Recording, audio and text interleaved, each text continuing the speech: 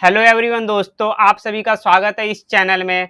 तो आज हम बात करने वाले हैं ऑन डिमांड एग्जामिनेशन के बारे में कि ये कब से स्टार्ट होने वाले हैं। जैसे कि आप ये देख सकते हैं, एनआईएस की तरफ से एक नोटिफिकेशन रिलीज किया गया है जिसमें ये बताया गया है कि जो आपका पोर्टल है कब से स्टार्ट होगा, जिसमें क्या आप रजिस्ट्रेशन कर पाएंगे ऑन डिमांड का, और आपका कब से एग्जाम स्टार्ट किया जाएगा। तो मैं आपको यही बता देता हूँ। जैसे कि आप ये देख सकते हैं, conduct of on demand examination in KV centre and regional centre. तो इसमें ये बताया गया है कि जो आपका एग्जाम होगा वो केवी स्कूल में होगा और जो भी आपके रीजनल सेंटर में है। जैसे कि आप ये देख सकते हैं, 10th और 12th क्लास का ये एग्जाम होगा, और जो आपके एग्जाम कंडक्ट होने वाले ये 16 जुलाई से लेकर 12 सितंबर तक चलेंगे। और आप ये देख सकते हैं, 10 जुलाई से आपका पोर्टल ओपन हो जाएगा। इस दिन से आप अपने एग्जाम की डेट बुक कर सकते हैं। और इसमें आपको एक और चीज़ मैं बता देना चाहता हूँ, जो भी आपका पेपर होगा वो न्यू सिलेबस के अकॉर्डिंग आएगा। तो और भी हम देख लेते हैं इसमें क्या दे रखा है। जैसे आप ये देख सकते हैं, ये क्लास 10th और 12th के बारे में ये बताया गया है कि जो भी आप इस सब्जेक्ट का एग्जाम देना चाहते हैं, जैसे 12th और ये 10th का, तो क्या है, इस डेट को आपका एग्जाम होगा। जैसे कि आप ये 12th में आप एग्जाम देना चाहते हैं, physics, English, business studies, economics, political science, तो क्या है, आपको इस डेट में से कोई सी भी डेट चूज करनी है जिसमें आपको एग्जाम देना है। लेकिन पहले क्या होता था, अपने मन मुताबिक आप डेट चूज कर सकते थे और उस दिन एग्जाम दे सकते थे। लेकिन इस बार क्या है, चेंज कर दिया गया है। इसमें क्या है, आप इस डेट को आप अपना एग्जाम दे सकते हैं। और आप ये देख सकते हैं 10th क्लास का क्या है, जैसे आप ये हिंदी, मैथमेटिक्स, पेंटिंग, संस्कृत का एग्जाम देना चाहते हैं ऑन डिमांड में, तो आपको इस डेट में आपको एग्जाम देना पड़ेगा। और आप ये और भी सब्जेक्ट देख सकते हैं, जैसे संस्कृत हो गया, mathematics, history, biology, geography, psychology, painting, environmental science हो गया, डाटा एंट्री, ये तो हो गए 12th क्लास के। और ये आप ये देख सकते हैं 10th क्लास के, English, science and technology, data entry, operation. तो आपको क्या है, इस डेट में से कोई सा भी डेट चूज करना है, फिर आपको एग्जाम देना है इस दिन।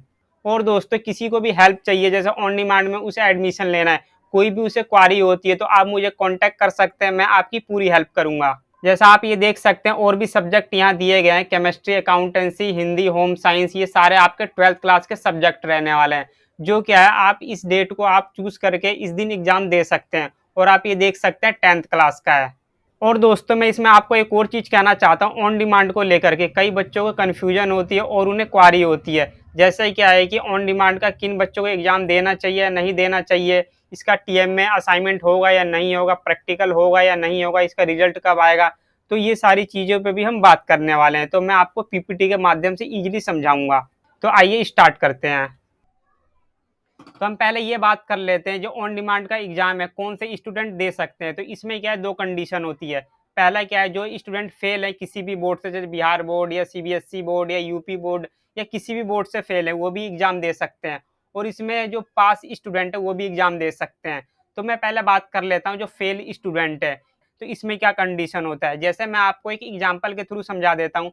जैसे कोई स्टूडेंट सीबीएसई से फेल है 12th क्लास में, तो वो क्या है, 2 सब्जेक्ट में तो पास है लेकिन 3 सब्जेक्ट में फेल है।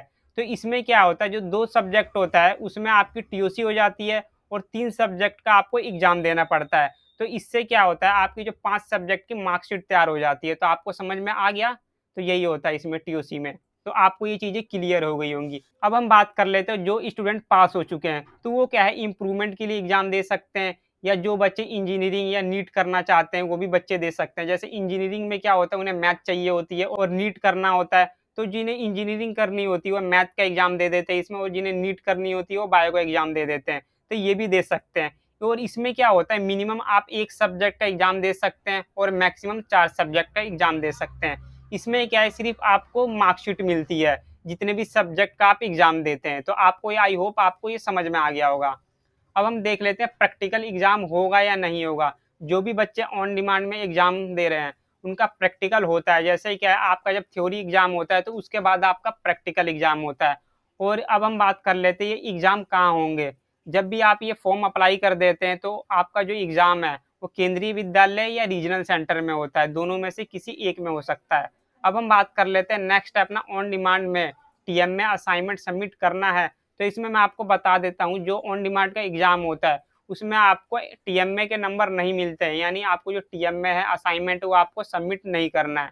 तो आई होप आपको ये चीज़ें क्लियर हो गई होंगी। और इसमें एक और चीज़ मैं आपको बता देना चाहता हूँ, जिन बच्चों ने 2024 में एग्जाम दिया था 10th और 12th क्लास का, उनका क्या है कि एसवाईसी, एसवाईसीपी, एसवाईसीटी ये 4 बार क्रॉस शो कर रहा है, यानी वो फेल है। जैसे एसवाईसी का मतलब यहाँ पे ये है, आप प्रैक्टिकल और थ्योरी दोनों में फेल है, आपको दोनों का एग्जाम देना पड़ेगा। और एसवाईसीपी का मतलब यहाँ पे ये है कि आप प्रैक्टिकल में फेल हैं, सिर्फ आपको प्रैक्टिकल का एग्जाम यहाँ देना है। और एसवाईसीटी का मतलब ये है कि सिर्फ आप थ्योरी में फेल है, आपको थ्योरी का एग्जाम देना है।